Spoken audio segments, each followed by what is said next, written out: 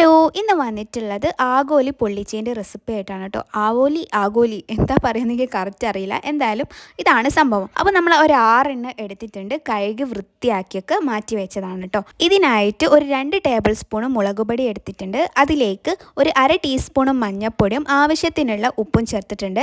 പിന്നെ ഒരു 1/2 ടീസ്പൂൺ ഗരം മസാലൻ്റെ പൊടിയും 1/2 ടീസ്പൂൺ വലിയ ജീരകത്തിൻ്റെ പൊടിയും പിന്നെ 1 ടീസ്പൂൺ ഇഞ്ചി വെളുത്തുള്ളി പേസ്റ്റും കുറച്ച് വെള്ളവും ചേർത്ത് നന്നായിട്ട് പേസ്റ്റ് ആക്കി എടുക്കുക. ഇനി നമ്മൾ ഓരോ ആഗോലിൻ്റെ മുകളിൽ നന്നായിട്ട് തേച്ച് പിടിപ്പിക്കട്ടോ. നമ്മളിത് പൊള്ളിക്കായതുകൊണ്ട് ഓവറായിട്ട് മുളക് പൊടി വേണമെന്ന് നിർബന്ധമല്ല.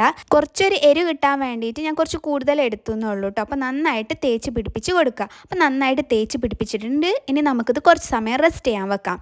ഇനി നമ്മളൊരു പാൻ എടുക്കുക, അതിലേക്ക് വെളിച്ചെണ്ണ ഒഴിച്ചു കൊടുക്കുക. എന്നിട്ട് ആഗോലി തിരിച്ചു മറിച്ചിട്ടിട്ട് വേവിച്ചെടുക്കുക. 2 എണ്ണമായിട്ടാണ് നമ്മളിവിടെ വേവിക്കുന്നത്. അത്യാവശ്യം വലിയൊരു ആഗോലി ആയതുകൊണ്ടാണ് കേട്ടോ. അപ്പോൾ നമ്മൾ എല്ലാം ഇവിടെ വേവിച്ചെടുത്തിട്ടുണ്ട്.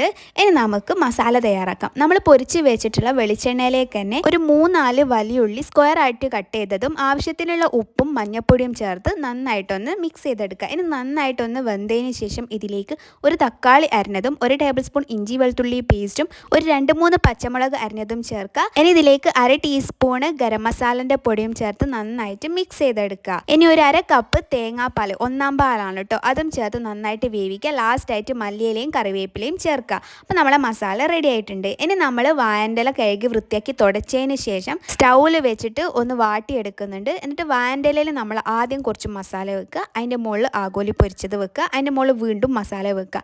എന്നിട്ട് മടക്കിങ് ആയിട്ട് നമ്മൾ അതൊന്ന് കെട്ടി കൊടുക്കണം കേട്ടോ. കെട്ടാനായിട്ട് നൂലുണ്ടെങ്കിൽ നൂലെടുത്താൽ മതി, അല്ലെങ്കിൽ വാഴൻ്റെ ഇലേൻ്റെ സൈഡത്തെ ഭാഗം ചെറുതാക്കി കട്ട് ചെയ്തിട്ട് അതൊരു നൂല് പോലല്ല, അത്യാവശ്യം ഒരു കട്ടിയിൽ ആക്കിയിട്ടാണ് നമ്മൾ എടുത്തിട്ടുള്ളത് ഈ ഒരു സാധനം കേട്ടോ. എന്നിട്ട് നമ്മളിത് നന്നായിട്ടൊന്ന് കെട്ടി കൊടുക്കുക. അപ്പോൾ നമ്മളിതൊക്കെ കെട്ടി വെച്ചിട്ടുണ്ട്. ഇങ്ങനെ എല്ലാം ചെയ്തെടുക്കുക കേട്ടോ. എന്നിട്ട് നമുക്കൊരു പാനിൽ വെച്ചിട്ട് തിരിച്ചും മറിച്ചിട്ടിട്ടൊന്ന് വേവിച്ചെടുക്കാം. അപ്പോൾ നമ്മളിത് പാനിലോട്ട് വെച്ചിട്ടുണ്ട്. എന്നിട്ട് അടച്ച് വെച്ചിട്ട് കുറച്ച് സമയം വെക്കുക. എന്നിട്ട് തിരിച്ചിട്ടിട്ട് വീണ്ടും നമ്മളൊന്ന് വേവിക്കുക കേട്ടോ. ആ ഒരു വാഴൻ്റെ സ്മെല്ലൊക്കെ വരുമ്പോൾ നല്ല ടേസ്റ്റ് ഉണ്ടാവും. അപ്പോൾ എന്തായാലും ട്രൈ ചെയ്ത് നോക്കാം കേട്ടോ. ഇനി ഇത് നമുക്കൊന്ന് തുറന്ന് നോക്കാം. അപ്പോൾ അടിപൊളിയായിട്ടുള്ള ആഗോലി പൊള്ളിച്ചാണ്. എന്തായാലും ട്രൈ ചെയ്ത് നോക്കുക. ഇഷ്ടമായിട്ടുണ്ടെങ്കിൽ ലൈക്ക് ചെയ്യുക, കമൻറ്റ് ചെയ്യാൻ, പ്രീവിയസ് വീഡിയോസൊക്കെ കാണാം. അപ്പോൾ ബൈ.